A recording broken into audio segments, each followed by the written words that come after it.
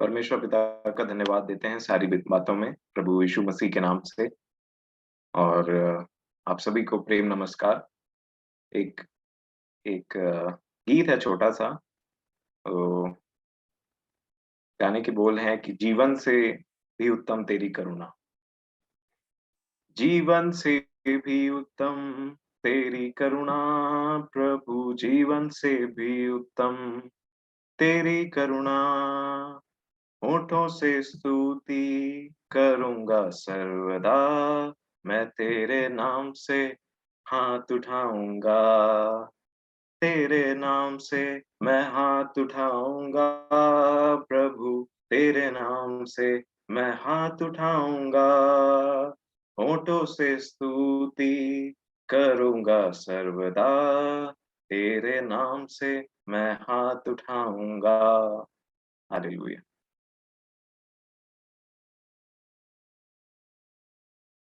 सो मेरे प्रियो, मैं समझता हूँ कि हम पवित्र आत्मा के विषय में ध्यान कर रहे हैं और ये एक ऐसा विषय है, जैसा मेरे प्रियो ने बोला कि ये कुंजी है।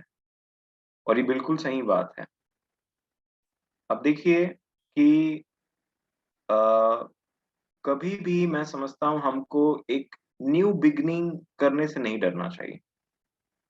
अगर परमेश्वर पिता कहीं चाहते हैं कि मैं और आप जैसा मूव कर रहे हैं, और अगर हमको पता चलता है कि ये वचन के अनुसार नहीं है, तो मैं आपसे बोलना चाहता हूँ कि आप चाहे कितनों पहले से बाइबल पढ़ रहे हों, कितनों पहले से वचन जान रहे हों, लेकिन अगर आप देखते हैं कि आपका जीवन वचन से डाइवर्ट होकर के चल रहा है, तो मैं समझता हूँ कि परमेश्वर पिता हमसे सबसे पहला चीज़ जो एक्सपेक्ट करते हैं, वो है कि हम ईमानदार रहें, हर एक बातों में।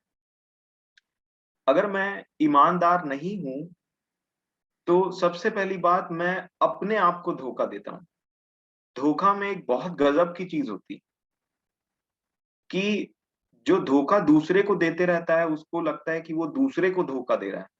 बट ये हो नहीं सकता कि एक इंसान अपने आप को बिना धोखा दिए दूसरे को धोखा दे दे। अगर वो कोई मान लीजिए एक व्यक्ति किसी को धोखा मतलब धोखे में रख रहा है, धोखा मतलब जैसा है नहीं वैसा शो करना। तो इसका सबसे बड़ा बात आप देखिए, वो खुद अपने आप को पहले धोखे में रख रहा है कि वो अपने बारे में वैसा सोच रहा है और वैसा उसको सामने वाले को प्रकट कर रहा है। और इसीलिए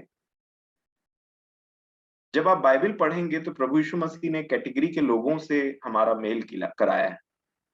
सदूकी, फरीसी, और जो लॉयर्स होते थे उतना टाइम के, शास्त्री लोग होते थे उतना टाइम के।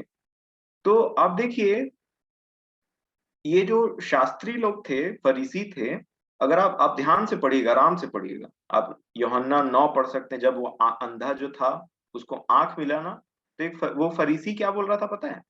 परमेश्वर की महिमा कर। मैं आपसे एक एक मतलब ये बहुत इंपॉर्टेंट है। मैं दूसरा कुरिन्थियों उसका 12 दूसरा कुरिन्थियों उसका 13 अध्याय और उसका 5 वचन से पढ़ूंगा। निवेदन है कि आप भी जरूर अ, बाइबल में से पढ़ें और आशीषित हों। देखिए, दूसरा कुरिन्थियों 13 अध्याय और 5 वचन क्या लिखा है? अपने आप को परखो के विश्वास में हो कि नहीं। अपने आप को परखो। हर किसी व्यक्ति को दूसरे के बारे में 100% पता रहे या ना रहे, अपने बारे में जरूर पता रहता है कि मेरा थॉट प्रोसेस कैसा है, मेरी आंख कैसी है, मेरे मन में क्या चलता है, मेरे विचार कैसे हैं, और कंटिन्यूअसली मेरे अंदर में क्या चलता है, और मेरे बात करने का तरीका कैसे है, मेरे को कितना जल्दी गुस्सा आ जाता है। ये सब बातें अपने विषय में आए दिन हमको पता चलते रहता है।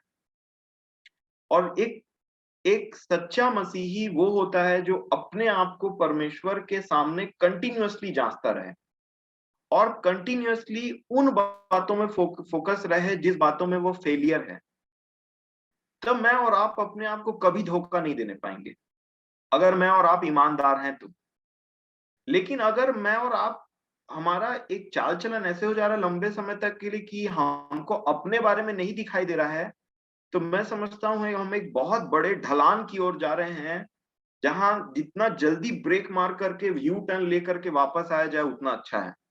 क्योंकि कई बार लोगों का जीवन ऐसा हो जाता है कि उनको सिर्फ दूसरे दिखाई देते हैं, और पूरा दुनिया उनके अंदर बातों को देख सकता है, जो चीज नहीं होनी चाहिए वो दिखाई दे देता, लेकिन उनको खुद को नहीं दिखाई देता, और ऐसे लोगों को समझाना बहुत मुश्किल हो जाता है। अब देखिए, अगर परमेश्वर पिता एक पिता है, तो पिता के लिए बच्चे को, चाहे संसारिक पिता को भी देखिए, कुछ ना कुछ संसारिक पिता भी ना करके अपने जो बच्चे होते हैं ना उसके, संसार के, शरीर के, उनको प्रोवाइड करने में उसको उतना तकलीफ नहीं होता जितना बच्चों को सुधारने में तकलीफ होता है।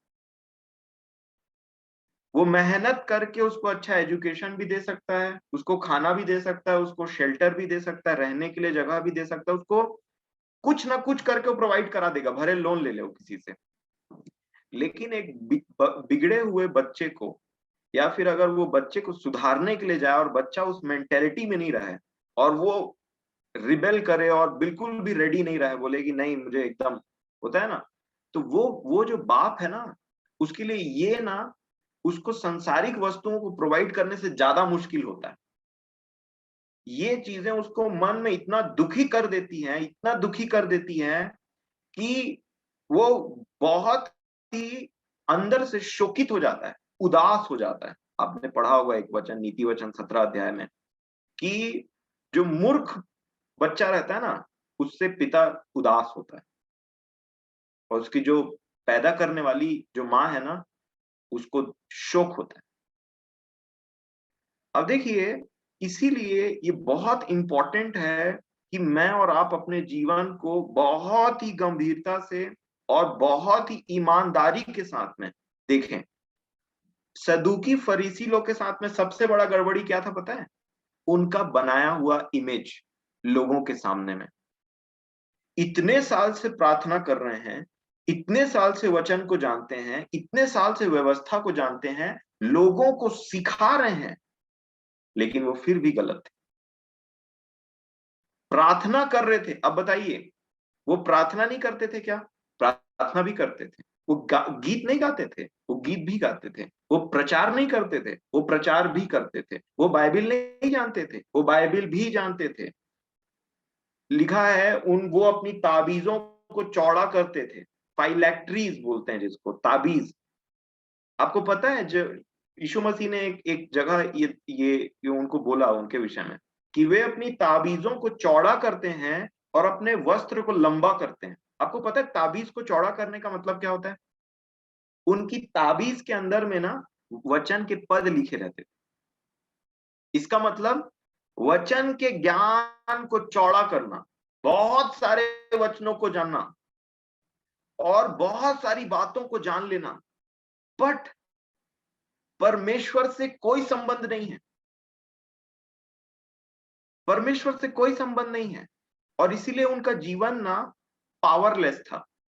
उनमें कोई शक्ति नहीं थी उनके जीवन में। उनका जो इनर लाइफ था ना, वचन को लेकर के, वो बहुत ही वीक था। ऐसे बहुत कम जगह है जहां यीशु मसीह ने गुस्सा किया है, लेकिन आप मरकुस रचित सुसमाचार पढ़ेंगे ना, तो यीशु मसीह एक शब्द के दिन में एक एक व्यक्ति को चंगा करते हैं, तो इससे इनको ऑफेंड हो जाते हैं, गुस्सा जाते हैं। तो ना वहां पे वो बोलते हैं कि और भी बाकी दिन है, उनमें चंगा किया जाए। तो प्रभु यीशु मसीह ना इनको गुस्से से देखते हैं। आप पढ़िएगा एक जगह, ऐसा एक्सप्रेशन है मरकुस रचित सुसमाचार। वो गुस्से से उनके तरफ देखता है, और उनको ना दुख होता है, पता है अंदर में। किस लिए दुख होता है पता है? कि ये इतना वचन जानते हैं, इतने समय से हैं ये, लेकिन फिर भी इनमें दया नाम की चीज नहीं है, इनमें प्रेम नहीं है। आइए, मरकुस रचित सुसमाचार उसका 3 अध्याय, मैं चाहता हूं आप सब इसको पढ़ें। मरकुस 3 और उसका 1। अगर आप वीडियो ऑन कर सकते हैं तो मेरे लिए अच्छा हो जाएगा। मैं चाहता हूं कि मैं बोलते टाइम आपको देखूं, तो अगर आपके लिए पॉसिबल है तो प्रभु आपकी सहायता करे, अदरवाइज नो प्रॉब्लम। मरकुस रचित सुसमाचार 3 अध्याय उसका 1 वचन लिखा है, वह फिर आराधनालय में गया।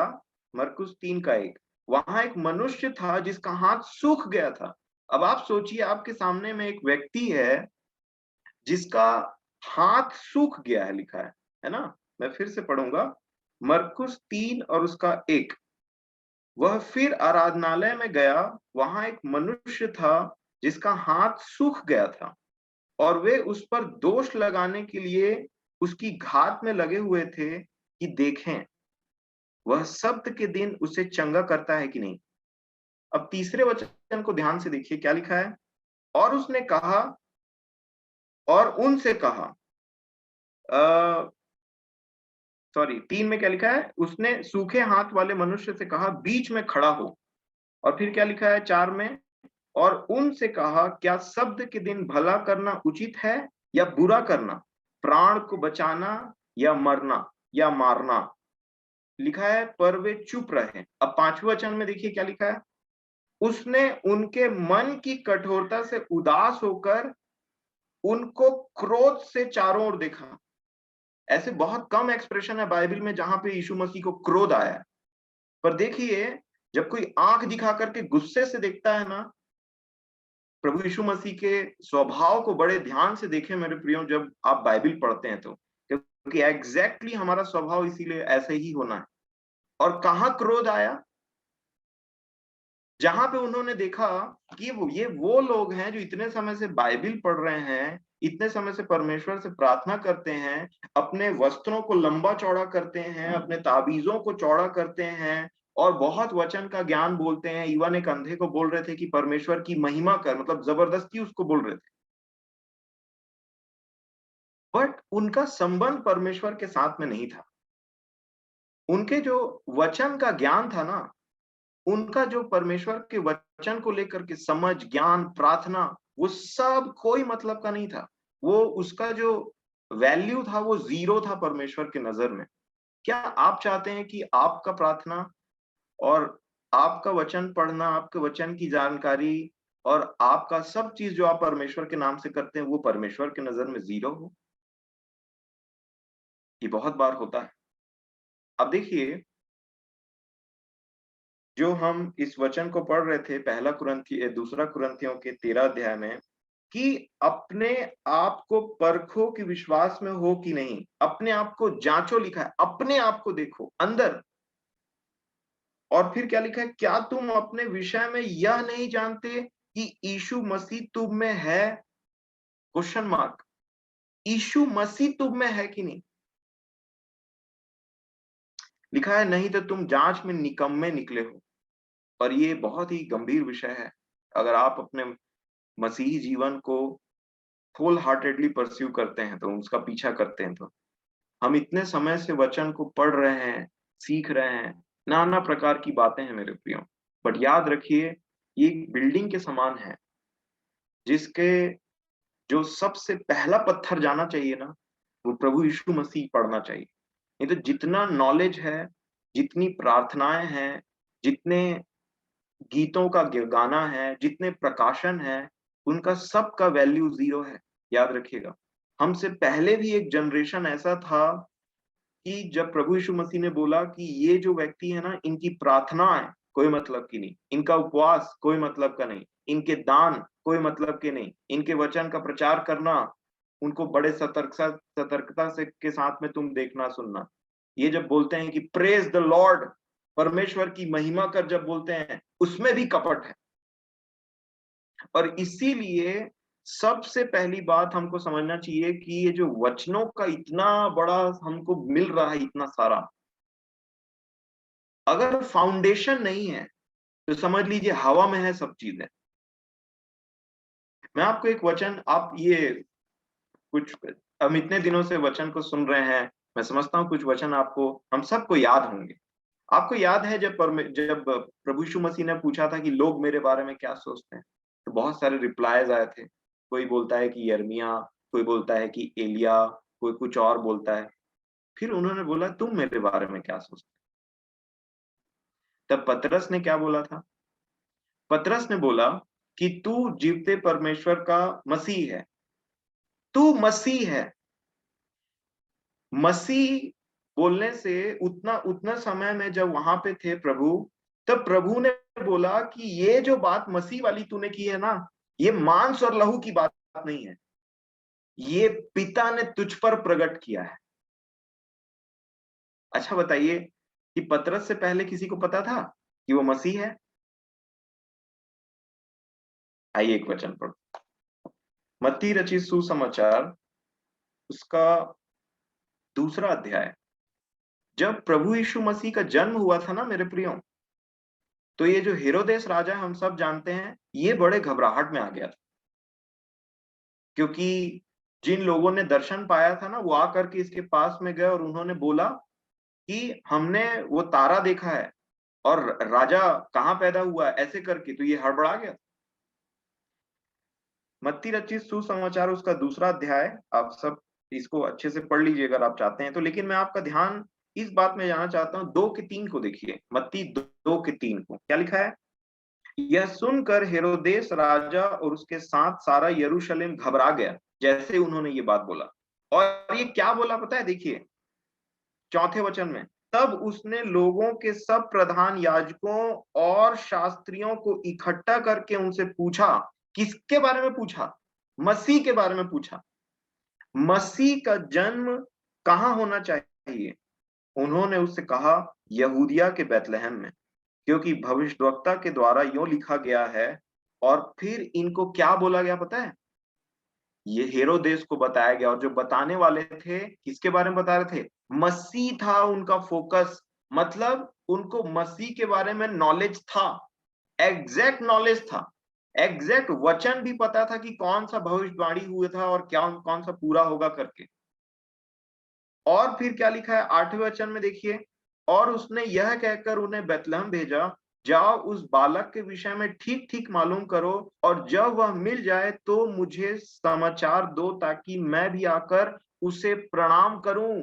मतलब हेरोदेस किससे मिलना चाहता था? मसीह से। इंटेंशन उसका गलत है, लेकिन वो किससे मिलना चाह रहा था? मसीह से। और उतना टाइम के जितने ये शास्त्री और ये लोग थे, इनको किसका ज्ञान था? मसीह का ज्ञान था। बट एक चीज मिसिंग था, और वो सबसे टॉप चीज मिसिंग था। क्या? परमेश्वर ने प्रकट नहीं किया। फादर, खुदा बाप, वो जिस जिस पर चाहता है उस पर अपने पुत्र को प्रकट करता है। मतलब उनके हृदय में वो एक फाउंडेशन को रखता है, क्योंकि हम जानते हैं प्रभु यीशु मसीह कौन है? कॉर्नरस्टोन, कोने का पत्थर, जिसके ऊपर में सब चीज बनता है। तो ये बहुत बहुत बहुत इंपॉर्टेंट है जो पौलुस दूसरे कुरिन्थियों में बोल रहे हैं, कि तुम अपने आप को जांचो और ये जांचो कि मसीह यीशु तुम में है कि नहीं। वो कॉर्नर स्टोन, वो कोने का सिरा तुम में है कि नहीं, और उसके ऊपर में चीजें बनते जा रही हैं कि नहीं। और तब ये जो वचन है, ये वचन किसी और का वचन नहीं, इस वचन में मतलब सब चीज पर्सनली हो जाता है। आपको पता है, जब आप परमेश्वर को पिता करके जानते हो ना, तब सब चीजें पर्सनली हो जाती है। फॉर एग्जाम्पल, अल्फा और ओमेगा है वो हमारा प्रभु। ऐसा, क्या आपके लिए वो अल्फा और ओमेगा है? ये बहुत ही पर्सनल है। और जब तक पुत्र को पिता हम पर प्रकट नहीं करता है, तब तक कुछ नहीं हो सकता। इसलिए हम पिता से प्रार्थना करते हैं। इसलिए प्रभु यीशु मसीह ने पिता से प्रार्थना करने के लिए बोला। और मैं आपको बताना चाहता हूं मेरे प्रियो, सबसे एक अंदर में जो हमारे कॉन्फिडेंस का जो पिटारा होता है ना, वो इस बात से होता है कि वो मेरा बाप है, वो मेरा परमेश्वर पिता है। और इस ये चाहे आपके जीवन में, मसीह जीवन में उतार चढ़ाव क्यों ना आते रहे, पर ये बात का एश्योरिटी, ये बात का कॉन्फिडेंस कभी नहीं हटना चाहिए अपने हृदय से। क्योंकि ये सबसे पहला स्टेप होता है जहां पे आप बैकस्लाइड हो सकते हैं, अगर ये एश्योरेंस नहीं है तो। नंबर 2, अगर ये एश्योरेंस नहीं है कि वो मेरा पिता है और ये मेरा प्रभु है करके, तो ये आपके लिए एक फॉरेन पुस्तक हो सकता है। ये सिर्फ आपके लिए कहानी वाला पुस्तक हो सकता है, जिसमें सिर्फ आपको ज्ञान पता चले कि ऐसा हुआ था वैसा हुआ था। बट आप अपने आप को इसमें इंडिविजुअली नहीं पाएंगे। पर जब आप और मैं विश्वास करते हैं, मैं आपको बताना चाहता हूं, विश्वास भी परमेश्वर पिता का एक दान होता है। परंतु जब मैं और आप अपना पहला स्टेप फॉरवर्ड करते हैं, जैसा भी जीवन हो आपका, मैं आपको यही सलाह देना चाहूंगा, कभी भी बेईमान मत बनिए परमेश्वर के सामने।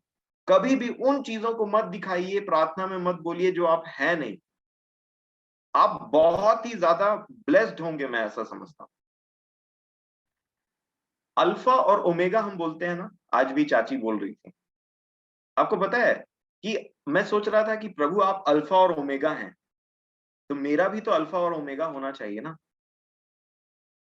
मैं हर चीज मुझे पर्सनली चाहिए, क्योंकि पहले मैं जब बाइबल पढ़ता था तो ऐसा होता था कि ये मेरे लिए ज्ञान की बातें और ये वो, बट जब परमेश्वर पिता ने मुझे एश्योरेंस दिया कि मैं तेरे तेरे हृदय में, वो मेरे लिए कैसा एक्सपीरियंस था अगर मैं आपको अपनी गवाही बताऊं तो, अभी जब मैं प्रार्थना कर रहा था गिड़गिड़ा करके, तो एक एश्योरिटी थी कि मानो परमेश्वर ने मुझे यहां से स्वर्ग में लेकर के गए, और वो जो गवाहों का बड़ा बादल है ना, जितने हमसे पहले हुए, जिनकी बात हम करते हैं, जो हमसे पहले पहुंच गए वहां पे, उनके बीच में मानो वो एक काउंसिल था, उनके बीच में रखा, मुझे खड़ा किया, और प्रभु यीशु मसीह को मेरे हृदय के एकदम भीतरी स्थान में एक चट्टान के रूप में रखा, जो कोने का सिरा है। और तब मैंने एश्योरेंस पा लिया कि अब मुझे इस बात का कोई भी डाउट नहीं दिला सकता कि मैं परमेश्वर का पुत्र हूं और प्रभु मेरा चट्टान है। परंतु उसके बाद उन्होंने मुझसे एक बात बोला, आपने पढ़ा होगा, Jesus is the founder and perfecter of our faith. मैं इसको हिंदी में भी पढ़ना चाहूंगा। आप इब्रानियों की पुस्तक निकालिए, उसका 12 अध्याय, इब्रानियों उसका 12 अध्याय और 2 वचन। मैं एक वचन से पढ़ता हूं, क्योंकि यही वो वचन थे। जब मैंने कराया, जब मैंने पुकारा, तो पिता ने मुझे एक एश्योरिटी दी, और मैं उस चीज को कभी नहीं भूलूंगा। फ्लक्चुएशंस आते हैं, बट एश्योरिटी वो सेम रहता है। फाउंडेशनल स्टोन को कोई नहीं ला सकता। इब्रानियों 12 का 1, इस कारण जबकि गवाहों का ऐसा बड़ा बादल हमको घेरे हुए है, तो आओ हर एक रोकने वाली वस्तु और उलझाने वाले पाप को दूर करके, इंग्लिश में इसका एक एक्सप्रेशन ऐसा है कि एवरी वेट, भार, क्योंकि हम देख रहे थे पिछले दिनों में कि हम एक दौड़ में दौड़ रहे हैं, और अगर मैं आपके अब दौड़ में दौड़ रहे हैं और आपके पैर में मैं 10-10 किलो का वो बाट होता है ना, उसको लगा दूं और बोलूं आप दौड़ो, स्पीड भी घट जाएगा, और जो थकावट है वो भी जल्दी हो जाएगी, कम हो जाए, मतलब जल्द ज्यादा हो जाएगा। और उसके बाद में उन वेट्स के चलते मैं बहुत जल्दी चांसेस है कि मैं वहीं पे रुक जाऊं, दौड़ स्टार्ट हुआ और थोड़ी देर बाद थक करके रुक जाऊं। बट अगर मैं फ्री हूं, मैं लाइट हूं, तो मुझे दौड़ने में मजा आएगा। यही एथलीट्स ऐसे ही होते हैं।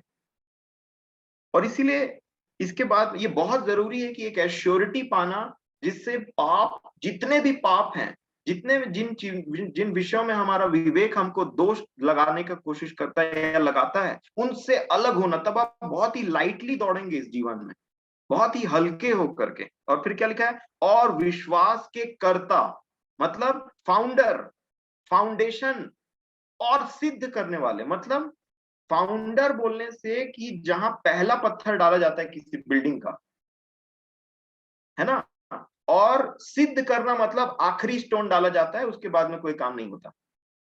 क्या ये अल्फा ओमेगा नहीं है?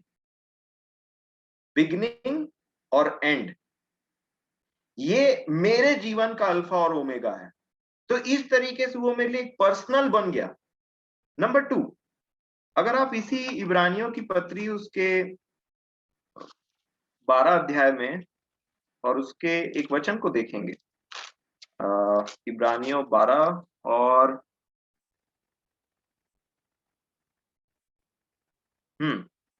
इब्रानियों 12 और उसका 5 अध्याय, देखिए क्या लिखा है।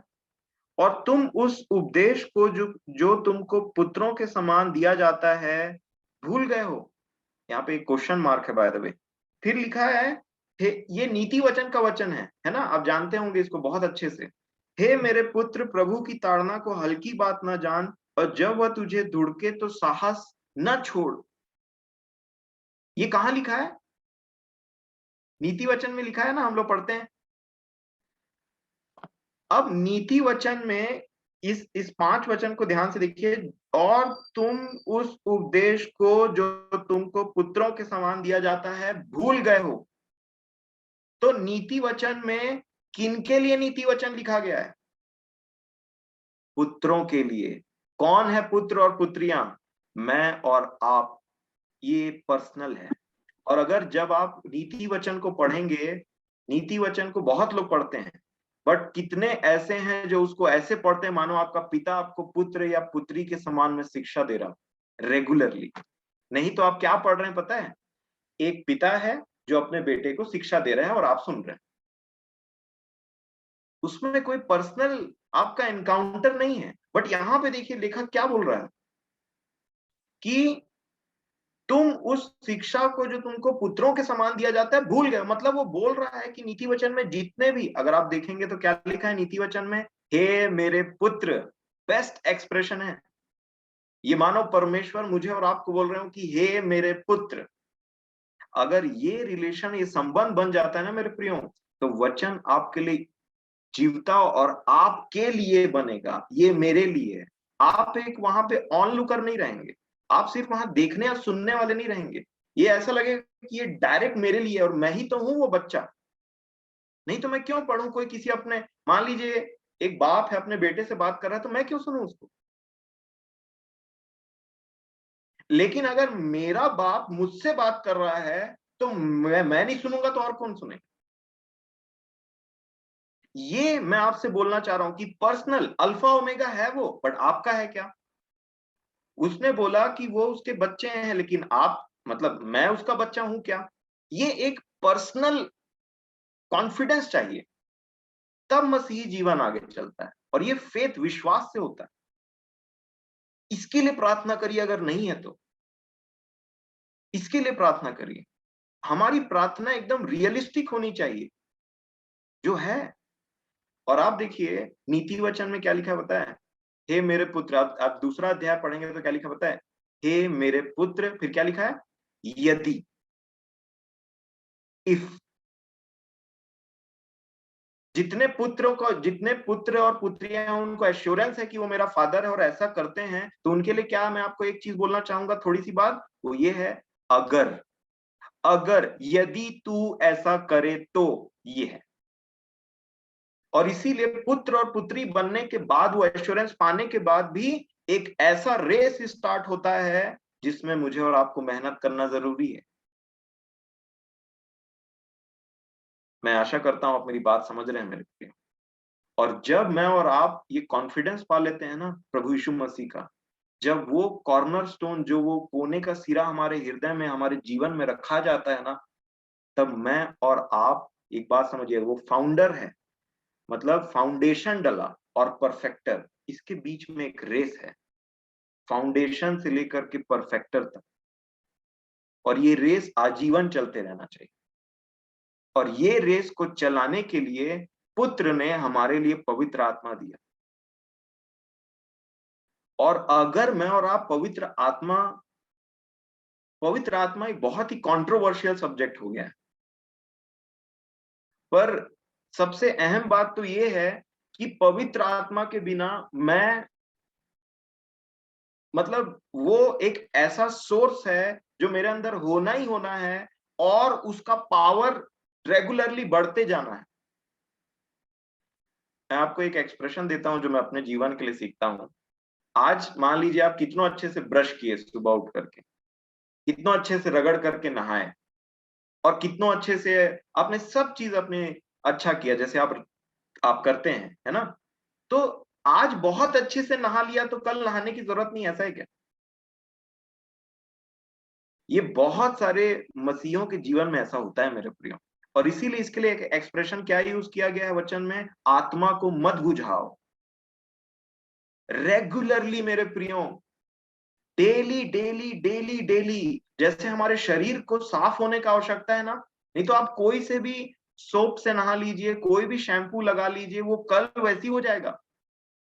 आप अपने घर को जैसे आज झाड़ू लगाए तो ऐसा है क्या कि कल झाड़ू नहीं लगाएंगे या पोछा नहीं लगेगा, या फिर लगेगा एक हफ्ते बाद या फिर अगले क्रिसमस में जब त्योहार आता है तो नहीं।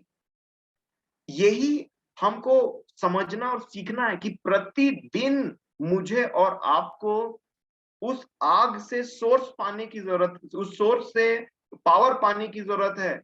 अगर मैं और आप, मेरा और आपका जीवन पावरफुल नहीं है पवित्र आत्मा में, पावर किस लिए चाहिए? पावर चाहिए प्रेम करने के लिए, पावर चाहिए गुस्से का रिस्पॉन्स प्रेम से देने के लिए, पावर चाहिए सहने के लिए, पावर चाहिए क्रूस उठाने के लिए, अगर मैं एक बार में सब चीज बोल दूं तो इसके लिए सामर्थ चाहिए, लड़ने के लिए नहीं, परंतु एक पावर चाहिए मेरे प्रियो। आप देखिए प्रभु यीशु मसीह के जीवन को ध्यान से देखिए कि जब दुष्ट आत्माओं की सेना थी ना वहां पे, तो दुष्ट आत्माओं की सेना इसके प्रेजेंस से प्रताड़ित हो जाती थी। लिखा है वो सेना एक व्यक्ति में बस गई, और ना वो इतनी प्रचंड थी कि आसपास किसी का हिम्मत नहीं होता था। परंतु यहाँ पे जब प्रभु यीशु मसीह एंटर करते हैं तो क्या होता है? वो बोलते हैं तू हमें दुख देने के लिए क्यों आया? अभी तक उसने कुछ बोला भी नहीं। आप देख सकते हैं उसके प्रेजेंस में कितना सामर्थ है। और मैं आपको एक एक्सप्रेशन दिखा, अगर आप इंग्लिश बाइबल पढ़ते हैं तो मैं निवेदन करूंगा कि आप एक एक वचन को जरूर पढ़ें, और जो पढ़े वो हिंदी में भी इसको समझा दे।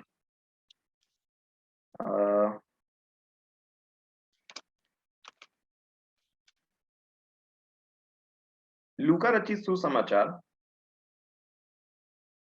और उसका, अच्छा पहले मत्ती रचित सुसमाचार पढ़िए, सेम चीज को देखते हैं। मत्ती रचित सुसमाचार उसका 12 अध्याय और 27 वचन, क्योंकि ये बोलते थे कि तू दुष्ट आत्माओं को शैतान के मदद से निकालता है।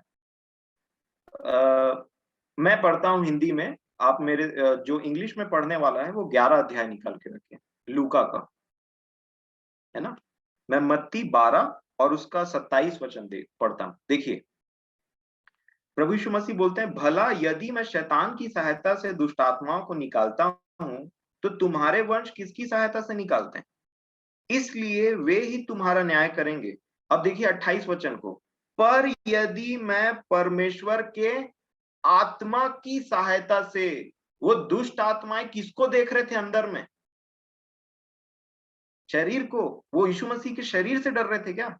नहीं, वो उसके अंदर देख रहे थे, आत्मा आत्मा को देख रहा था, बोल रहा था कि ये तो परमेश्वर का आत्मा है। और क्या लिखा देखिए, यदि मैं परमेश्वर के आत्मा की सहायता से दुष्ट आत्माओं को निकालता हूं तो परमेश्वर का राज्य तुम्हारे पास आ पहुंचा है। मतलब प्रभु यीशु मसीह ने जब अपनी सेवकाई स्टार्ट की तो पवित्र आत्मा से परिपूर्ण होकर के स्टार्ट किया।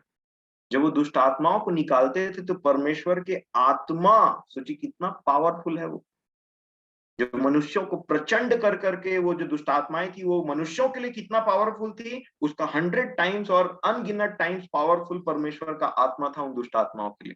इसलिए उसको देखते साथ वो प्रताड़ित हो जाती।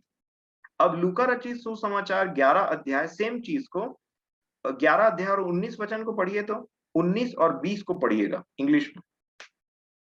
लूका 11 और 19 and 20। And if I cast out demons by Beelzebul, by whom do your sons cast them out? Therefore, they will be your judges.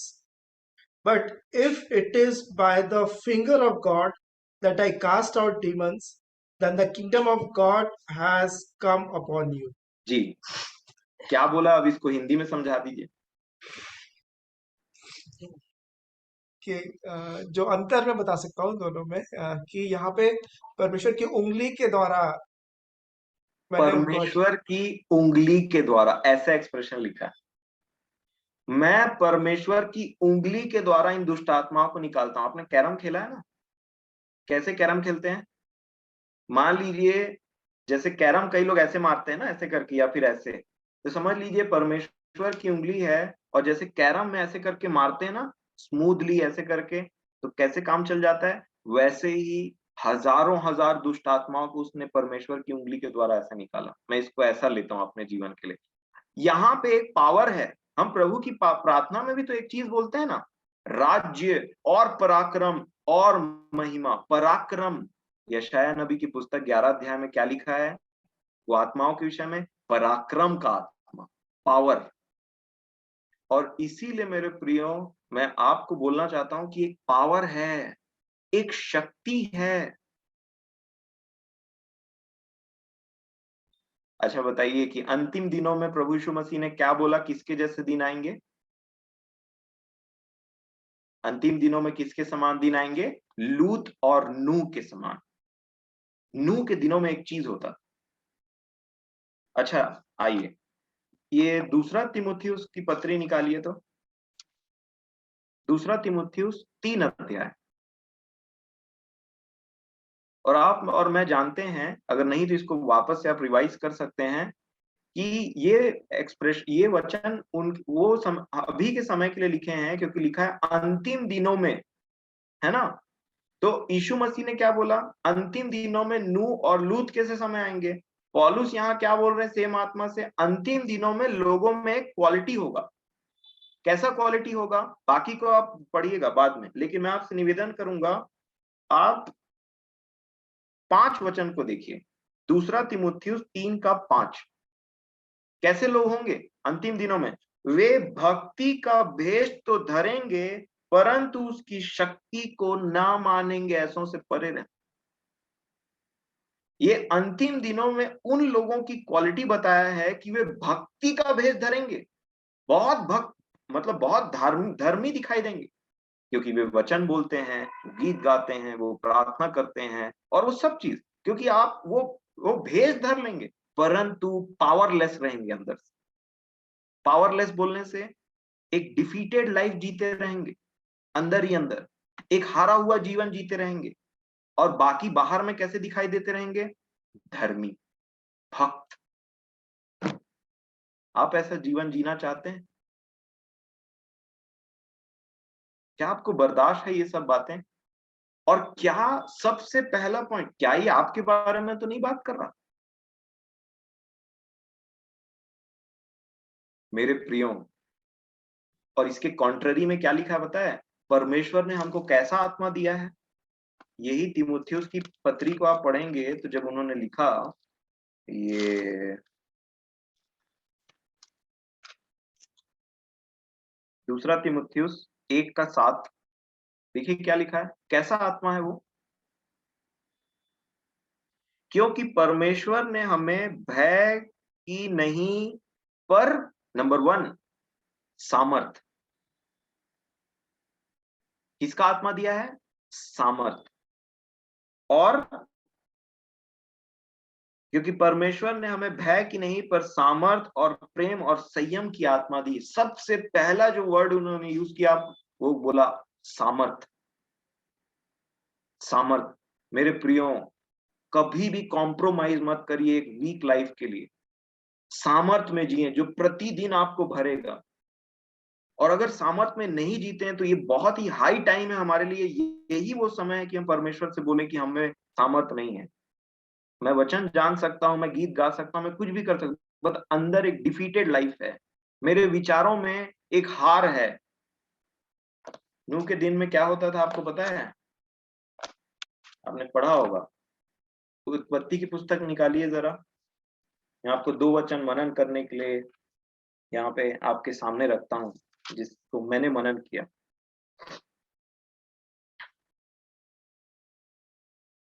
उत्पत्ति 6 और उसका 5 क्या लिखा है देखिए। क्योंकि यीशु मसीह ने कहा है कि अंतिम दिनों में नूह के से समय आएंगे, है ना?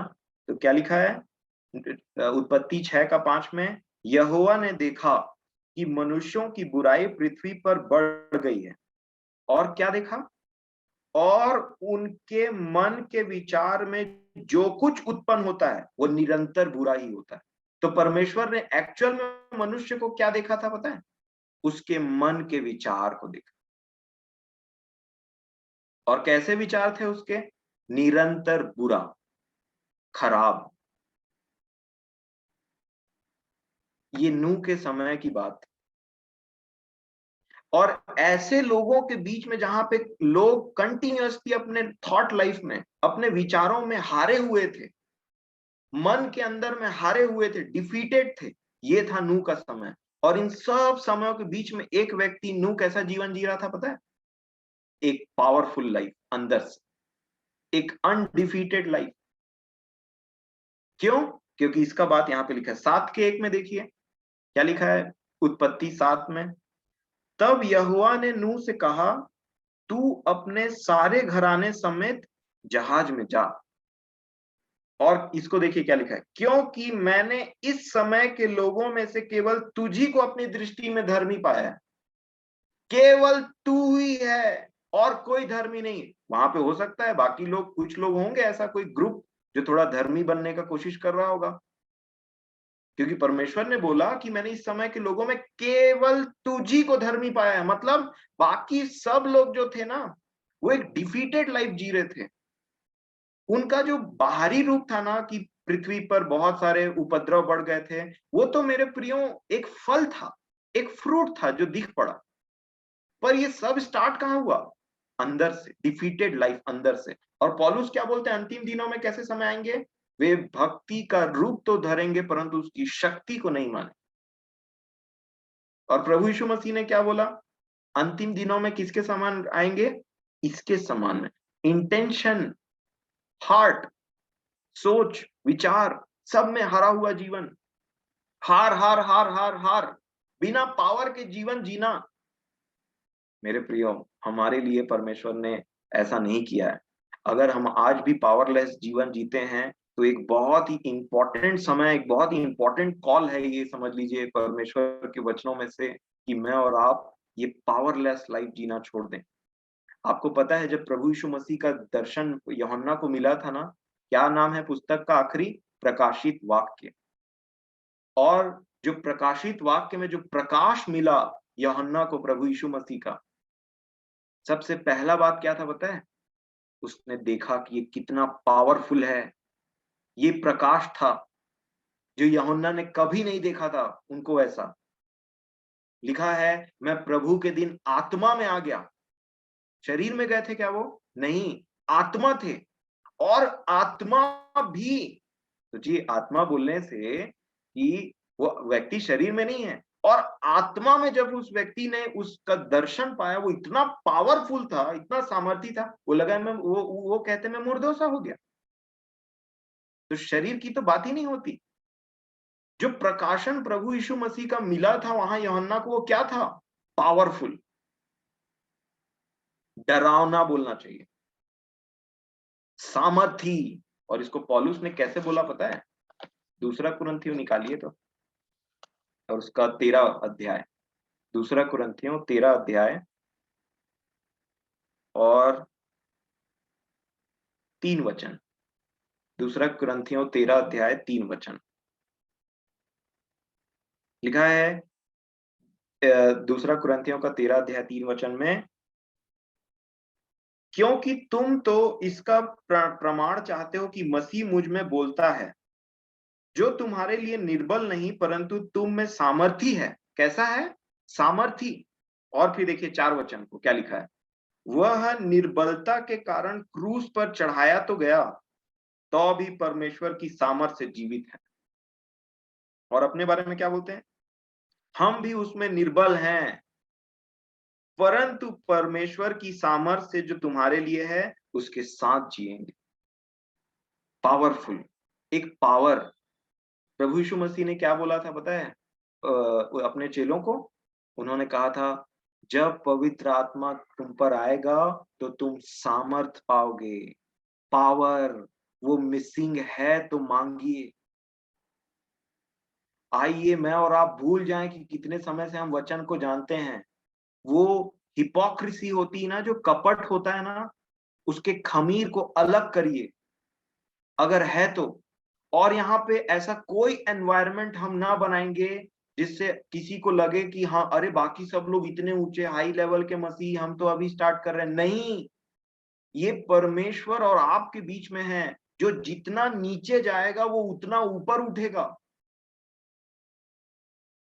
कई बार क्या होता है ना मेरे प्रियो, हम अपने बारे में यकीन नहीं कर पाते हैं कि हम ऐसे हैं करके, जबकि साइंस और सिम्टम्स पूरे वैसे ही रहते हैं, सदूकी और फरीसी के समान में। बस मानने के लिए तैयार नहीं रहते हैं। तो जो दुष्ट आत्माएं है ना, उनको खाना मिलता है इसी से। यही उनका खाना है। हमारा घमंड उनका खाना है, याद रखिएगा। मैं ये नहीं बोलता वो आपके अंदर में है या फिर कैसा भी। मैं आपको एक वचन पढ़वाना चाहता हूं, इसको बड़े मनन करिएगा इससे। मरकुस रचित सुसमाचार उसके 7 अध्याय में ना एक एक काम हुआ। देखिए तो क्या लिखा है।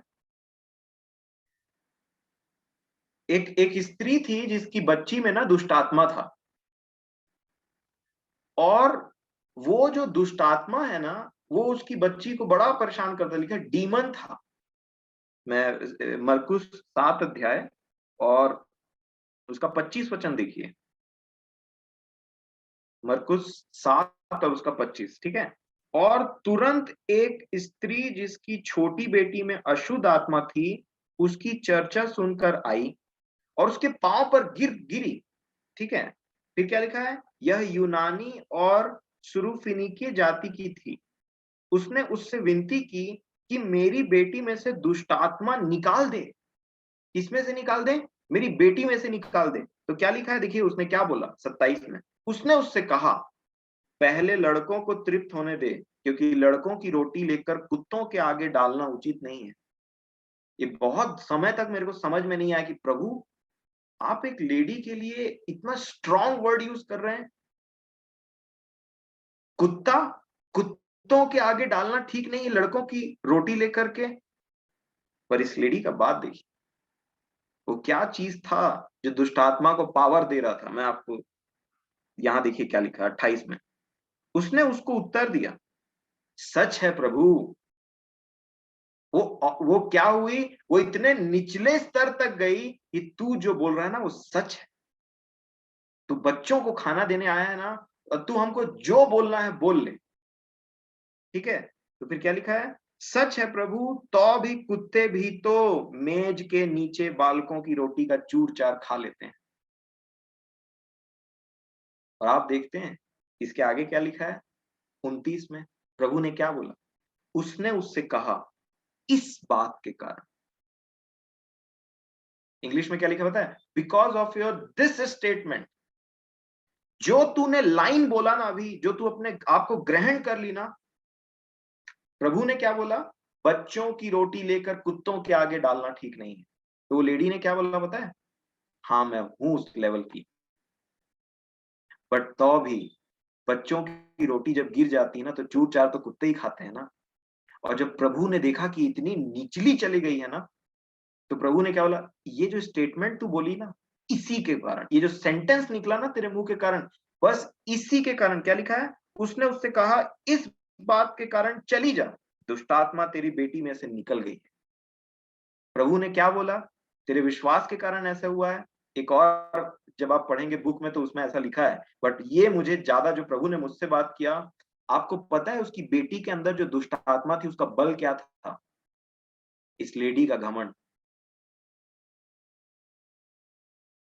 और जब उसने अपने आप को नीचे किया, जब उसने अपने आप को प्रभु के चरणों में फेंका और अपने आप को बोली कि मैं जीरो हूं, मैं जो हूं सो हूं प्रभु, मैं ऐसी हूं। तो प्रभु ने क्या बोला था, तेरे इस स्टेटमेंट के कारण, जो तूने बोला ना अभी, बस इसी के कारण चली जा, दुष्ट आत्मा चला। आइए एक और बात मैं आपको दिखाता हूं जो परमेश्वर के वचन में लिखा है। लूका रचित सुसमाचार उसका 11 अध्याय। अच्छा, इसमें जाने से पहले आपने ये वचन सुना है ना मेरे प्रियो, जहां पे ऐसा लिखा है, दो तो तुम्हें भी दिया जाएगा, जिस नाप से तुम नापते हो उस नाप से तुम्हारे लिए भी नापा जाएगा। ये सिर्फ पैसों के बारे में नहीं लिखा है, सिर्फ चीजों के बारे में नहीं लिखा है।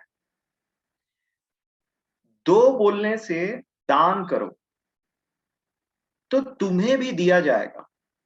अब इसको आप ऐसे सीख सकते हैं कि अगर मैं अपने अंदर के कचड़े, गंदगी, घमंड को दान कर दूंगा तो प्रभु मुझे छुटकारा देगा, प्रभु मुझे अपने रूह से भरेगा, प्रभु मुझे आशीष देगा। हर चीज पैसों के लिए नहीं होती। अगर हम हर चीज को पैसों के लिए देखते हैं तो ये वचन सिर्फ हमारे लिए लिमिटेड हो जाता है पैसों के लिए या किसी चीज को देने के लिए। बट अगर आप इस चीज को देखेंगे, मैं आपसे ये क्यों बोल रहा हूं पता है? क्योंकि अगर आप लूका रचित सुसमाचार उसका 12 अध्याय और नहीं 11 ही है, हाँ 11 अध्याय और 37 वचन को देखिए।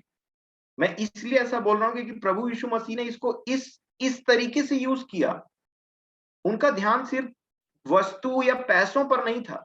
देखिए क्या बोला लूका 11 और उसका 37। जब वह बातें कर रहा था तो किसी फरीसी ने उससे विनती की कि मेरे यहां भोजन कर। वह भीतर जाकर भोजन करने बैठा। और फिर क्या लिखा है 38 में? फरीसी को यह देखकर अचंभा हुआ कि उसने भोजन करने से पहले स्नान नहीं किया या हाथ नहीं धोया, ऐसा, क्योंकि वो अपना एक ट्रेडिशन बना चुके थे, है ना। फिर क्या लिखा है 39 में? इसको ध्यान से देखिएगा। प्रभु ने उससे कहा, हे फरीसियों, तुम कटोरे और थाली को ऊपर ऊपर से मांजते हो। ये फरीसियों की निशानी होती। तुम कटोरे और थाली को ऊपर ऊपर से मांजते हो, परंतु तुम्हारे भीतर क्या है? अंधेर और दुष्टता भरी है। फरीसी बोलने से कौन? वचन का जानकार, प्रार्थना करने वाला, प्रेज द लॉर्ड बोलने वाला, दूसरे को बोलने वाला, परमेश्वर की महिमा कर, गीत गाने वाला, प्रचार करने वाला। ये सब मैं ऐसे ही नहीं बोल रहा हूं। ये फरीसी बोलने से जानबूझ करके बाइबल में नाम नहीं लिखा है। ये कैटेगरी है। और इसीलिए वो ऐसे के अंदर में क्या है? अंधेर और दुष्टता। और फिर क्या लिखा है देखिए, हे निर्बुद्धियों, जिसने बाहर का भाग बनाया, क्या उसने भीतर का भाग नहीं बनाया? अब देखिए 41 में देखिए ध्यान से। परंतु हाँ, भीतर वाली वस्तुओं को क्या करो? कैसा एक्सप्रेशन यूज किया प्रभु ने? दान कर दो। और यही वो मत्ती में स्टार्टिंग में समझा रहे थे। अगर तेरे भाई के लिए तेरे मन में कुछ है तो पहले उसको दान कर, उसको खत्म कर, फिर परमेश्वर के पास। या कुछ भी ऐसा मन में, सिर्फ भाई नहीं, कुछ भी ऐसा मन में है जो नॉन सीन है, जो मुझे पता है कि ये चीज है, और फिर भी उसको लेकर के मैं परमेश्वर के पास जा रहा हूं कि मुझे वचन का प्रकाशन दे, मुझे गीत सिखा, मुझे ये कर, मेरे प्रार्थना करने का जरिया। नो, नहीं। यीशु ने क्या बोला पता है? अंदर वाली वस्तुओं को दान कर दो।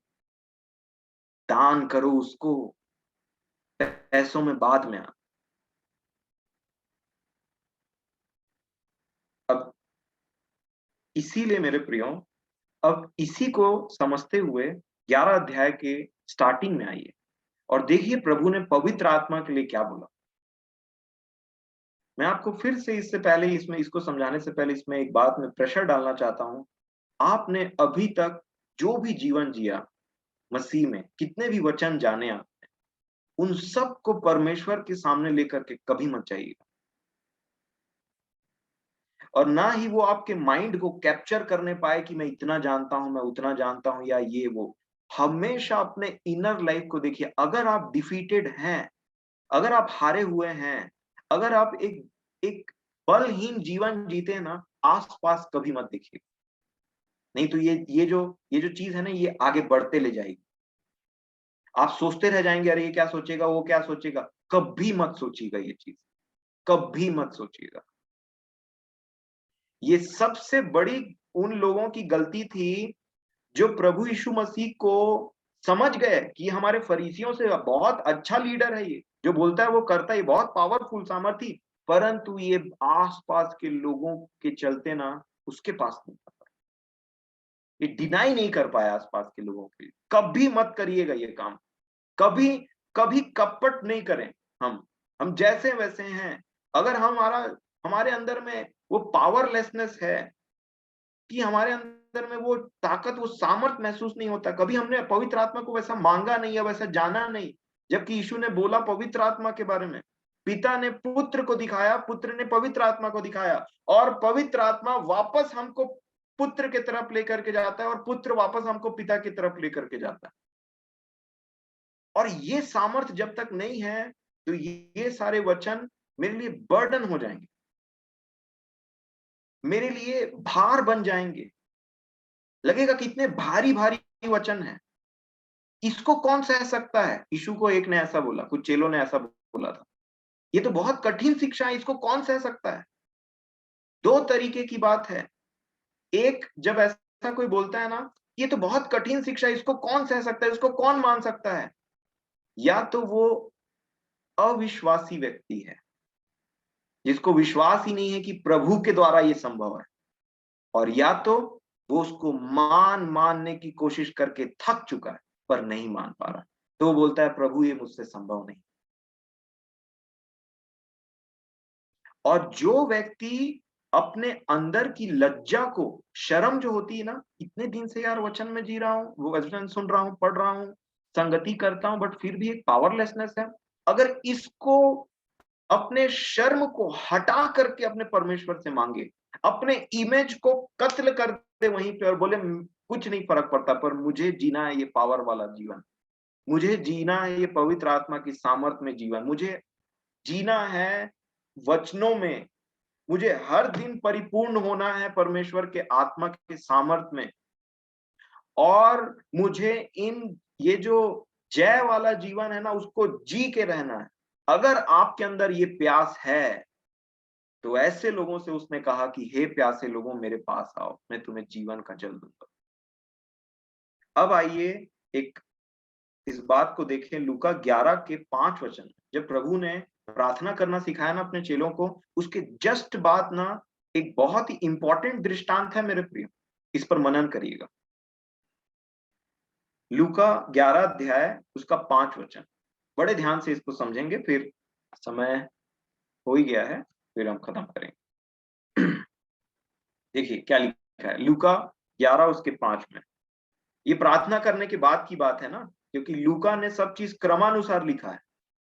तो देखिए क्या बोला प्रभु ने, तब उसने उनसे कहा तुम में से कौन है कि उसका एक मित्र हो और वह आधी रात को उसके पास जाकर उससे कहे हे मित्र मुझे 3 रोटियां दे,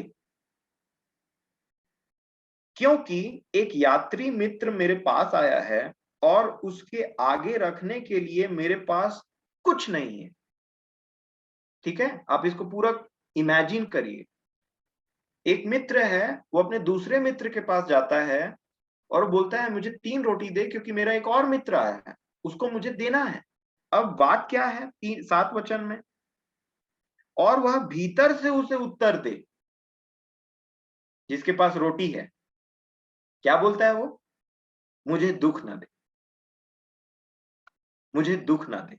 और अब तो द्वार बंद है। कई बार लगता है कि अब शायद बहुत देर हो गई, अब वो द्वार बंद हो गया, अब मैं प्रार्थना भी करूंगा तो शायद बहुत लेट हो गया है। आप ध्यान से देखिए जो प्रभु ने यहाँ पे दृष्टांत बोला, एक एक चीज इंपॉर्टेंट है। अब मुझे दुख ना दे मतलब अब टाइम हो गया। दूसरा, अब द्वार को बंद कर दिया है। और फिर क्या लिखा है, और मेरे बालक मेरे पास बिछौने पर हैं, इसलिए मैं उठकर तुझे नहीं दे सकता। पहला आंसर क्या आया, नहीं मिल सकता, द्वार बंद है। मेरे पुत्र मेरे साथ बिछौने पर, बहुत लेट हो चुकी है, द्वार भी बंद हो गया। फिर अब देखिए क्या बोला उन्होंने, मैं तुमसे कहता हूं यदि उसका मित्र होने पर भी उसे उठकर न दे तो भी, मित्रता की बात तो छोड़िए कि उसका कितना अच्छा दोस्त है, प्रभु यीशु मसीह ने क्या बोला, तो भी उसके लज्जा छोड़कर मांगने, शर्म को छोड़ करके मांगने में क्या करेगा के कारण उसे जितनी आवश्यकता है उतनी देगा। 3 की क्या बात है? आप देख रहे हैं यहाँ पे एक्सप्रेशन जो यूज किया प्रभु यीशु मसीह ने। लज्जा को जब छोड़ करके मांगेगा, द्वार बंद है तो क्या करेगा अगला? बोलेगा, देखना चाहेगा अंदर वाले को और खटखटाते रहेगा, खोलना, खोलना, खोलना। यही तो करेगा ना। और फिर वो बोलेगा नहीं मेरे को दुख मत दे, दरवाजा बंद है। नहीं, नहीं, खोलना, खोलना। बोलेगा कैसा आदमी यार ये, इसको बोल दिया फिर भी नहीं मानता है। अरे फिर वो अगला व्यक्ति क्या बोलेगा? दोस्ती तो छोड़, बट ये बेचारा इतना लज्जा, अपनी लज्जा, अपने शर्म को छोड़ करके मांग रहा है ना, इसे जितनी चाहिए मैं उतनी। और मैं आपको बताना चाह रहा हूं, ये जो एक्सप्रेशन है ना, ये प्रभु ने पिता के लिए नहीं यूज किया है। अगर आप इसी से आशीषित हो गए तो बहुत अच्छी बात है, पर प्रभु ने इसके इस संसारिक व्यक्ति को दिखा करके अब बोला अगर ये दरवाजा खोल सकता है ना, तो तुम पिता के पास में जाओगे तो उसकी दया को स्मरण करो। अब आइए क्या लिखा आगे। वो 3 मांग रहा था और ये संसारिक व्यक्ति क्या बोलता है? जितनी आवश्यकता उतनी ले जा। अब 9 वचन देखिए, और मैं तुमसे कहता हूं कि मांगो। कैसे मांगो? लज्जा छोड़ करके मांगो। मांगो, भले रिस्पॉन्स नहीं आ रहा तो भी मांगो। ऐसे प्रार्थना करो, पिता मुझे दीजिए अपने आत्मा को, मैं बहुत ही वीक हूं, इतने समय से मैं ढोंग करते आया अपने लिए भी। ये नहीं कि आपने कोशिश नहीं की मेरे प्रियो, बट ये दिक्कत है कि आपने कोशिश की और पवित्र आत्मा को नहीं मांगा, उसकी सामर्थ को नहीं लिया। ये नहीं कि आप, कई बार ऐसा नहीं होता कि आप ढोंगी हैं या आप करप्ट व्यक्ति या आप नाटक कर रहे हैं, बट ये असलियत है कि आपसे ये वचन नहीं माने जाएंगे। और दूसरा बात क्या बोला? 9 को मैं फिर से पढ़ूंगा, और मैं तुमसे कहता हूं कि मांगो तो तुम्हें दिया जाएगा। कैसे? लज्जा छोड़ के मांगो। फिर उन्होंने क्या बोला? ढूंढो तो तुम पाओगे, खटखटाओ। वो व्यक्ति क्या कर रहा था? बंद दरवाजा को। अब दरवाजा बंद है तो चले गए, ऐसा नहीं, वो खटखटाया उसने और अंदर वाले को बोला दे। फिर बोला नहीं जा। फिर खटखटाया, नॉक नॉक।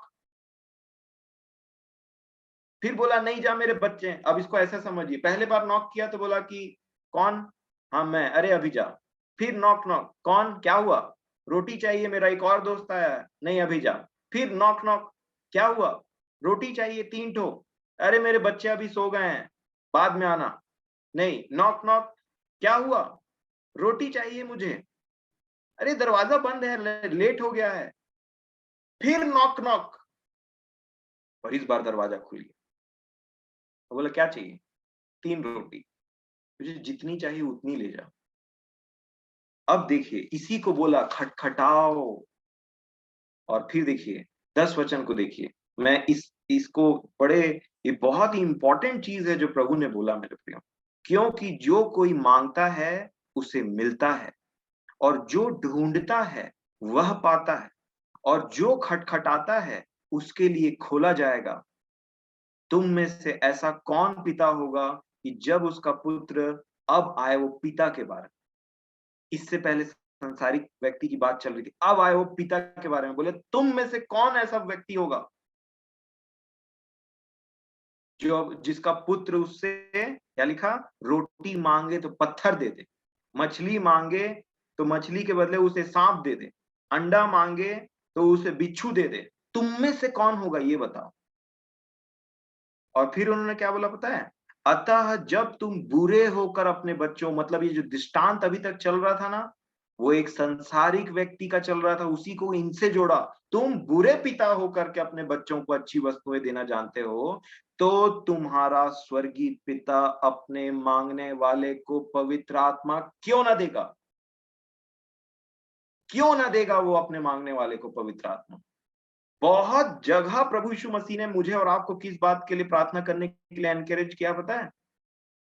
पवित्र आत्मा मांगने के लिए। आप पुत्र हो सकते हैं बट बिना आत्मा के। क्योंकि यहाँ किसको मांगने के लिए बोल रहा है? पुत्र को एनकरेज कर रहा है, मांगो पिता से। बिना आत्मा के क्यों जीते हो? पुत्रों को बोल रहा है मांगो। और इसीलिए मेरे प्रियो, मैं आज आपको यही बात बोलना चाह रहा हूं, प्रतिदिन मांगिए, परिपूर्ण होइए, विश्वास करिए। जितने भी पाप अपराध आप जानते हैं, सबसे पहला अपराध तो मैं समझता हूं, सबसे हमारी वीकनेस ये है कि हमने इन वचनों को अपने बल से मानने की कोशिश की है। ये नहीं कि आपको पवित्र आत्मा पाने के बाद स्ट्रगल नहीं करना है, बट आप देखेंगे कि एक बहुत ही अंदरूनी ऐसा पावर रहेगा आपके सामने में कि मान लो 80% काम वो करेगा और सिर्फ आपको 20% काम करना रहता है, विश्वास के द्वारा। और तब आप एंजॉय करेंगे, आनंदित रहेंगे, और आप समझेंगे कि प्रभु ने वो अनंत जीवन का स्वाद कैसा है, जो जिसके लिए प्रभु मेरा क्रूस पर चढ़ गए। और तब मैं और आप इस जीवन में जिएंगे और दूसरे को एक बोल्डनेस होगा मेरे और आपके अंदर। मांगो, खटखटाओ, ढूंढो। किसके लिए क्या मांगो? भूल जाइए कि दुनिया इस वचन को कैसे यूज करता है। मांगो तो तुम्हें दिया जाएगा, तो मांग भाई सब चीज। यहाँ पे लिखा है क्या मांगना है? पवित्र आत्मा मांगो, अच्छी वस्तु। जो पुत्र चाहता है कि तुम पिता से मांगो, वो है पवित्र आत्मा। और जब आप आत्मा के नए अनुभव में एंटर करते हैं ना, कभी भी दूसरे के एक्सपीरियंस में रिलाय मत करिएगा कि ऐसा तो मैंने कभी सुना ही नहीं, ये क्या चीज हो रहा है, ये ऐसा हो रहा है, वो ऐसा हो रहा है। आपको हो सकता है कुछ ऐसा गिफ्ट प्रभु देना चाहता है जो दूसरे को नहीं मिला। दिक्कत ये भी है कि आज के डेट में हम विश्वास नहीं करते कि हमको ये गिफ्ट भी मिल सकता है। उसका काम है गिफ्ट देना। अगर मैं बोलूंगा कि मुझे ये गिफ्ट नहीं चाहिए, या फिर अरे कैसी बातें हैं ये सब, ऐसा विश्वास नहीं मेरा, तो वो गिफ्ट थोड़ी देगा। वो कोई भी आपको ऐसा गिफ्ट थोड़ी देगा जिसको आप चाहते ही नहीं और बोले हैं बेकार की चीज है, मेरे को तो चाहिए ही नहीं था कभी। और इसलिए बहुत सारे वरदानों से हम वंचित रह जाते हैं, क्योंकि हम पहले ही बोल देते हैं हमको नहीं चाहिए मन में। क्यों? क्योंकि वो मनुष्य, आज तक तो हमने ऐसी गवाही सुनी ही नहीं। वचन में लिखा है तो सत्य है, चाहे दूसरे दुनिया वाले कभी अनुभव किए हुए या ना करें, बात अलग है मेरे प्रियो। पतरस के जीवन से हमने देखा पिछले दिनों, परमेश्वर उनको एक नए अनुभव में लेकर के जाता था जो कभी नहीं हुआ दूसरे को। अगर पतरस बोलते तो ये तो मैंने आज तक ऐसी गवाही सुनी नहीं, ऐसे किसी को बोलते सुना नहीं कि ऐसा हुआ, शायद ये कुछ दूसरा आत्मा होगा, या शायद ये परमेश्वर की तरफ से नहीं है। नहीं, वो सामर्थ हमको चाहिए। आत्मा, लहू और पानी, ये गवाही होनी चाहिए हमारे जीवन में। सो मैं आशा करता हूं कि एक और वचन जिसको आप अपने जीवन में ध्यान दे सकते, जो आपको एनकरेज करेगा कि मैं और आप कपटी ना हो कि कौन मेरे बारे में क्या सोचता है, या फिर क्या है, या फिर मैं ऐसा प्रार्थना कैसे कर सकता हूँ इतने समय के बाद में। नहीं, आप देखिए पहला पत्रस उसके दूसरे अध्याय और पहला पत्रस और उसके दूसरे अध्याय के पहले वचन में पत्रस ने क्या बोला? जो लोग जीवन पाए उन लोगों से बोला। क्या बोला? पहला पत्रस 2:1 में, इसलिए सब प्रकार का बैर भाव और छल और कपट और डाह और निंदा को दूर करके, इवन पतरस जिसको बोला था कि अधोलोक की फाटक तुझ पे प्रबल नहीं होने पाएंगे, उनके जीवन में एक बार कपट आ गया। तो क्या उन्होंने नया स्टार्ट नहीं किया? क्या उन्होंने अपने आप को शुद्ध नहीं किया प्रभु यीशु मसीह के लहू से? क्या उन्होंने एक नया आरंभ नहीं किया? अगर नया आरंभ नहीं करते तो ये दूसरा पत्री नहीं लिख पाते। उनका मन उनको अंदर ही अंदर कचोट करके खत्म कर देता। परंतु उन्होंने पत्री भी लिखी, दूसरों को एनकरेज भी किया, और ये भी बोला कपट से सावधान रहना, कपट को दूर करो। और उन्होंने पौलुस की प्रशंसा भी की कि जो ज्ञान हमारे परमेश्वर ने हमारे भाई पौलुस को दिया, उसको समझना हर किसी के बस की बात नहीं है। ऐसे करके जिसने उसको लज्जित किया था, समझ लीजिए सही बात के लिए, उसकी प्रशंसा की उन्होंने अपनी दूसरी पत्री में।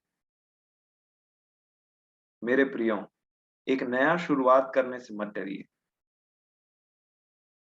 और जब कभी भी हम परमेश्वर का वचन सुने तो हमें घुटने टेक देना चाहिए। और जो भी हमारे अंदर कमी घटी है, जो भी पावरलेसनेस है, जो भी एक थकावट है, क्योंकि शरीर चल रहा है उस रेस में, आत्मा नहीं चल पा रहा है। उस आत्मा को मांगिए, गिड़गिड़ाइए, और जब आप उस चीज को महसूस करें, याद रखिए कि वो आपके अंदर में वो कार्य करना स्टार्ट हो रहा है। जितना आप विश्वास करेंगे उतना ही आप उस चीज को ज्यादा एक्सपीरियंस करने पाएंगे। परमेश्वर पिता मेरी और आपकी सहायता करें कि मैं और आप एक ताजगी के साथ में और एक सामर्थ के साथ में जीवन बिताएं, प्रतिदिन का जीवन। पौलुस ने एक एक्सप्रेशन ऐसा दिया, उन्होंने बोला कि शरीर के साधना से, शरीर के बहुत ही ज्यादा डिसिप्लिन से, योग अभ्यास से कुछ फायदा नहीं होता। और एक जगह क्या बोला, मैं अपने शरीर को मारता कूटता और वश में लाता। ये क्या बातें हैं? शरीर को टोटली जो लोग सोचते हैं कि मैं योगाभ्यास करूंगा, ऐसा करूंगा, वैसा करूंगा और फिर उद्धार पालूंगा, वो पॉसिबल नहीं है। परंतु अगर प्रभु में मैं अपने शरीर को वैसा डिसिप्लिन करता हूं तो वो फलवंत है। जैसे मैं अगर कार्य करके स्वर्ग जाना चाहूं तो वो पॉसिबल नहीं है, लेकिन मसीह में आने के बाद मैं वही कार्य करूं तो वही चीज मुझे, मतलब वो मेरे उद्धार का कार्य है जिसको मैं करता हूं और मेरे को वो करना है। इसीलिए ये ऐसा आरंभ हो, वो पिता, पुत्र और पवित्र आत्मा, और पवित्र आत्मा का सामर्थ्य। तो मैं आशा करता हूं कि हमें से हर एक व्यक्ति दाएं बाएं देखना छोड़ करके अपने परमेश्वर की तरफ देखे, अपने जीवन को ले जा करके। और अगर ऐसा जीवन नहीं है, अगर एक बिना सामर्थ के जीवन है, अगर एक हारा हुआ जीवन है, अगर सोच विचार में, मेंटेलिटी और थॉट में है, तो उस चीज को बोलिए कि ये जीवन मैं नहीं जीना चाहता। मेरा प्रभु नहीं जिया तो मैं क्यों जीऊं? और तब परमेश्वर का आत्मा मेरी और आपकी सहायता करेगा। सो परमेश्वर पिता का धन्यवाद इस समय के लिए। मैं आप सभी का भी धन्यवाद देता हूँ। और आइए हम प्रार्थना करें। सर्वशक्तिमान प्रेमी परमेश्वर पिताजी, हम आपका बहुत बहुत धन्यवाद देते हैं कि आपने अपने पुत्र को भेजा, हमारे जीवन में अपने उस पुत्र को एक कोने का सिरा ठहराया। और ये कोने का सिरा हमारे लिए ठोकर का कारण नहीं, ठेस का कारण नहीं, परंतु हमारा फाउंडेशन और हमारे बनने का कारण है। पिताजी, मैं आपसे विनती करता हूँ कि मेरे जितने भी प्रिय हैं और अपने जीवन में वो अपने विचारों में या अपने जीवन में, अपने हृदय में, अपने मन के विचारों में हारे हुए हैं, या किसी प्रकार का डर भय है, या किसी प्रकार का अविश्वास है, या किसी भी प्रकार की बातें हैं जो उनको बॉदर कर रही हैं, मैं आपसे विनती करता हूँ कि अपने पुत्र का एक फाउंडेशन, वो अल्फा हमारे जीवन में रखें और वही हमारा ओमेगा हो, वही आरंभ और वही अंत हो। हम सबको एक निश्चयता दीजिए पिताजी कि हम आपके पुत्र और पुत्रियां हैं। हम सबको एक धाड़स दीजिए हमारे हृदय में, जो हमारा कॉन्फिडेंस हो और जो हमसे कोई छीन नहीं ले। हम ऐसे ना हो कि जो समुद्र के लहरों से इधर उधर पटके जाते हैं, इधर उधर फेंके जाते हैं, परंतु हम ऐसे हों कि समुद्र के बीच में हमारा जो जहाज है और उसका जो वेट है, वो इतना स्ट्रांगली समुद्र में पड़े कि वहां से ना हिलने पाए। हमारा जीवन आप अपने पुत्र में जो चट्टान है, उस पर हमारा घर बने। प्रेमी परमेश्वर पिताजी, मैं आपसे विनती करता हूँ कि हम में से जितने लोग भी आपके आत्मा को मांग रहे हैं, या अपने उस दीनहीन दशा को पहचान करके, अपने कमजोरी को पहचान करके ऐसा जीवन बिताना नहीं चाहते, और आपसे हम कहते हैं कि आप हमें अपने आत्मा की भरपूरी से भरें। हमारी प्यास को देखें पिताजी, हमारी प्यास जो आपके वचन पर चलने की है, हमारी प्यास जो आपकी बातों को मानने की है, हमारी प्यास जो आपके उस आत्मा के लिए है जो आपने अपने पुत्र में वादा किया। हमने आज देखा कि आपके पुत्र ने कैसे हमको एनकरेज किया, किस प्रकार से पुत्र ने बोला कि आप कितने ही दयालु और कितने ही अच्छे और भले पिता हैं, जो अपने माँगने वाले को अच्छी वस्तु क्यों ना देंगे। और आपकी चाहत है कि हम आपसे पवित्र आत्मा को पाएँ और अपने मन में विश्वास करें और उसी में प्रतिदिन हम आपके आत्मा की अगुवाई में चलें, एक पावरफुल जीवन को हम जिएँ पिताजी, कि वो गुस्सा, वो क्रोध, वो बैर, वो जलन और जितनी भी शरीर की बातें हैं, वो आपके आत्मा के आग से झुलसने पाए और प्रतिदिन हमारा मन नया होता चले जाए। प्रतिदिन आपकी भरपूरी हमें भरे और जैसा पुत्र और पुत्रियों को जीना आवश्यक है, वैसा हम जिएँ। जय के उत्सव में हम चले-फिरें आपकी दया से और अपने जयवंत जीवन की गवाही देने वाले हो सकें।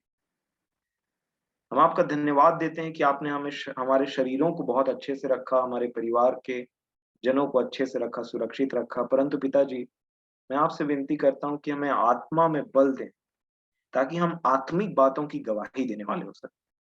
हम जय की गवाही देने वाले हो सकें। हम हारा हुआ जीवन महसूस ना करें, परंतु विश्वास में चलते रहें और विश्वास में प्रतिदिन आपके आत्मा के सामर्थ को पा करके हम आगे बढ़ते रहें।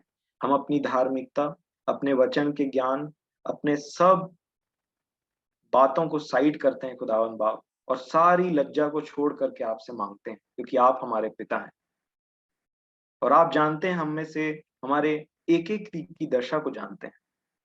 जितनों को आपने बलवंत किया है, उनको और भी बलवंत करें, ताकि वो अपने जीवन की गवाही देकर के दूसरों को भी एनकरेज करने वाले हो सकें। सारा आदर महिमा हम आपको देते हैं और बड़े विश्वास से कि आप अपने जनों को, अपने बच्चों को अपने आत्मा से भरेंगे, ताकि हम में यीशु की शोभा दिखाई दे। हम में वो आत्मा हो जिसने संसार पर जय पाया है। हम वैसे ना हों कि हम भक्ति का भेष धरने वाले ना हों जो आपकी शक्ति को ना माने, परंतु हम में आपकी शक्ति वास करे खुदावंद बाप। हम पर दया करें कि जितनी भी घमंड और गंदगी की बातें हैं हम सारी बातों को आपके सामने में रखें, ताकि आप हमें क्षमा करके उन बातों को साइड करके हमारी निर्बलताओं को दूर करके अपने आत्मा के बल से भरने वाले हो सकें। मैं धन्यवाद देता हूँ पिताजी, क्योंकि आप सच्चे हैं। आपकी बातें सच्ची हैं और आपकी दया अद्भुत है और आपकी चाहत ये है कि हम में से हर एक व्यक्ति आपके आत्मा में परिपूर्ण होकर के एक जैवन जीवन बिताए। हम पर दया करें पिताजी। सारा आदर महिमा, बड़े धन्यवाद और विश्वास के साथ मैं आपको देता हूँ और प्रभु यीशु मसीह के नाम से बड़े विश्वास के साथ, जिसने हमको इन वचनों और इन प्रार्थना करने के विषयों को सिखाया, आपसे माँगते हैं। दया से सुने और ग्रहण करें। आमीन।